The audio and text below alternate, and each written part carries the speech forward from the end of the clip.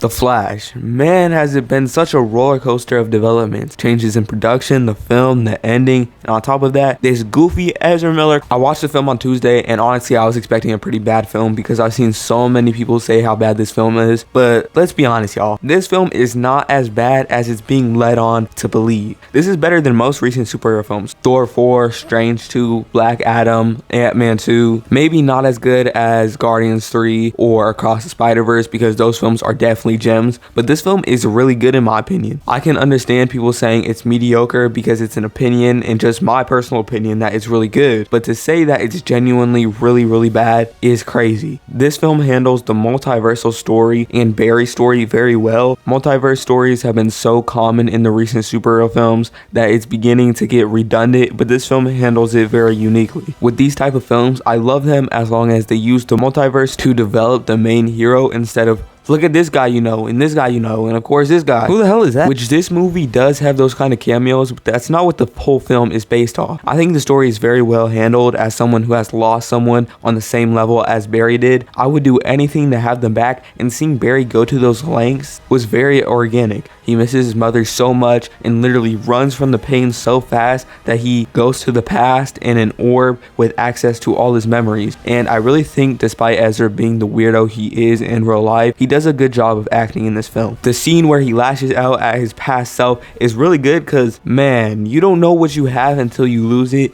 and seeing a mature Barry get mad at the annoying one was great. The action in this film is really solid too, but I will say that the action revolving around the Batman is definitely the best action of the film. Ben Affleck's appearance was really great, and to be honest, was probably the best stuff we've seen from this version of Batman. Like when he talks to Barry and gives him advice, it was really good and makes me wish we got more time with Batfleck. But hey, Ben is done, so he's got a dip. Michael Keaton's Batman is also good. Obviously, I've seen the Michael Keaton films, but I don't have any strong nostalgic connection to this Batman, so everything I liked about his character was not influenced by nostalgia. His action scenes are really cool. I love the way he moves, and he's very competent. The shot of them taking the Batwing out of the cave to save Supergirl was a great shot too. Seeing him with all the facial hair almost recognizable at first was really cool to show he's aged and also try to confuse the audience. This film definitely could have and should have done more with the actual Flash action because this is a Flash film. The prime time to display the cool action scenes that can be done exclusively with this character, and they didn't really do that. I understand they were adapting a lot from the Flashpoint storyline and somewhat following that structure, but Barry losing his powers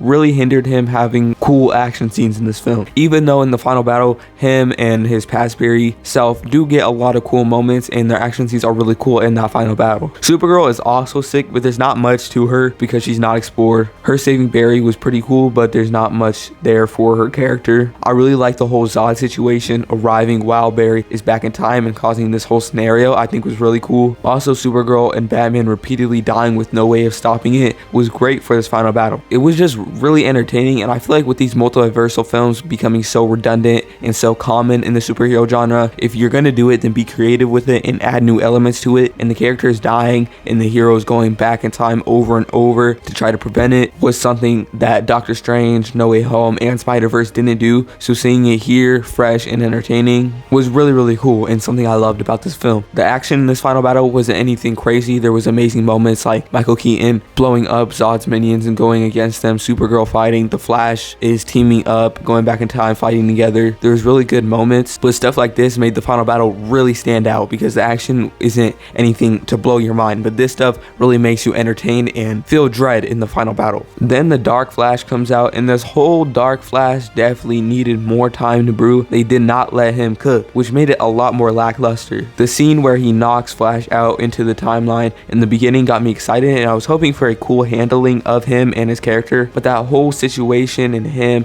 it just completely disappears for majority of the movie, then randomly comes back when he's jumping around in the dark. And then his full reveal is super confusing because past Barry is jumping from scenario to scenario trying to find a version where Batman and Supergirl live, and it seems that he is turning evil in this exact moment when he says, "I am Flash." But then Dark Flash comes out, which is still the same Barry, but he looked through so many more scenarios and the fight ensues, and then Dark Flash ends up stabbing past Barry, killing him in Dark Flash. But that raises more questions because in the beginning, past Barry had to get struck by lightning or future Barry would lose his powers, but here past Barry dies and future Barry is fine. But I assume it's because it's a branch timeline, and earlier in the movie he didn't know that it was a branch timeline. Just moving on to the CGI babies in the room. The CGI is definitely goofy and weird, especially these babies. I don't know why they didn't record actual babies on the green screen and slow them down for the film. It's pretty weird. Also, you can't convince me that this nurse did not just chuck this baby. Your arms shot out, bro. I just don't understand why they did this to the film instead of just being more practical, which would have resulted in a much better look for the film. The ending of this film is also beautiful. But those were my thoughts for this video. Comment down your thoughts because your opinion is just as important as my opinion. I really like discussing with y'all, hearing what you guys have to say. Please subscribe. It goes a long way. Editing, recording. I'm just a self-made channel and trying to make the best content possible. So if you like what you saw and you want to see more, a sub would mean the world to me to grow the community. Thank you guys so much for watching. Thank you for taking the time out of your day. Even if you didn't subscribe and if you didn't enjoy, comment down below so I can implement it into my content and make the content better. Have a blessed day, everybody.